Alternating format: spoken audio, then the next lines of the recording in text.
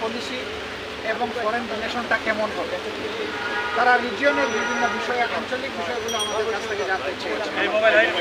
আমরা এই সমস্ত বিষয়ে তাদের সাথে খোলামেলা কথা বলেছি। তারা মাইনরিটি ইস্যু নিয়ে কথা বলেছে, তারা এখানে ওমেন্সদের রাইটস নিয়ে কথা বলেছে, তারা লেবার রাইটস নিয়ে কথা বলেছে।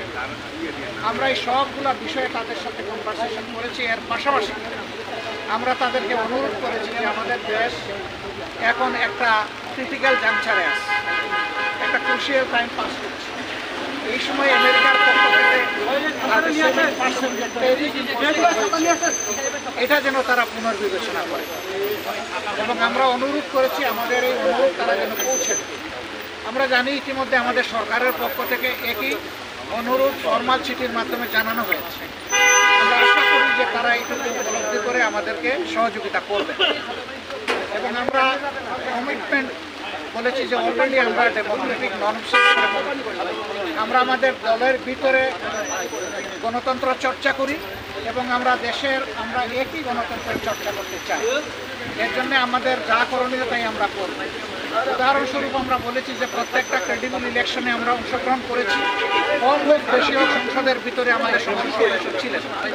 At the same time election যখন বাংলাদেশে একবার মৃতপ্রায় হয়ে গিয়েছিল এরশাদ সাহেবের সময়, তখনকার আমির অধ্যাপক গুলাম আজম সাহেবই ইলেকশনকে জীবন ফিরিয়ে দিয়েছিলেন কেয়ারটেকার সরকারের ফর্মুলা প্রস্তাবনার মাধ্যমে, যেটা পরবর্তী পর্যায়ে বাংলাদেশের সংবিধানে অন্তর্ভুক্ত হয়েছিল।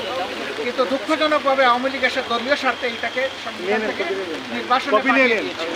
এখন আবার সারা জাতি এটি চাচ্ছে, এবং আশা করি আমরা এটা আবার পুনঃপ্রতিষ্ঠিত হবে। নির্বাচন আমরা আগামী নির্বাচনটা পিআর ভিত্তিতে করতে চাই, যেটা ইতিমধ্যেই আমরা বলেছি। আপনারা জানেন কেন চাই, সেটাও আমরা বলেছি, আপনারা জানেন, নতুন করে বলার কথা। তারা শুধু এতটুকু জানতে চেয়েছেন যে আমরা কখন এই নির্বাচনটা অনুষ্ঠান দেখতে চাচ্ছি। আমরা বলছি যে সরকারের প্রধান উপদেষ্টা বলেছেন যে তিনি এই বছরের ডিসেম্বর অথবা আগামী বছরের জুনের মধ্যে ইলেকশন দেবেন। আমরা তার কমিটমেন্টে তিনি ঠিক আছেন এটা দেখতে চাই। আর আমাদের ভিউ হচ্ছে যে এটা রমজানের আগেই শেষ হয়ে যাবে। ওই জুন পর্যন্ত অপেক্ষা করলে তখন বর্ষা, ঝড় ঝাপটা, বিভিন্ন ধরনের প্রাকৃতিক দুর্যোগ আসবে, তখন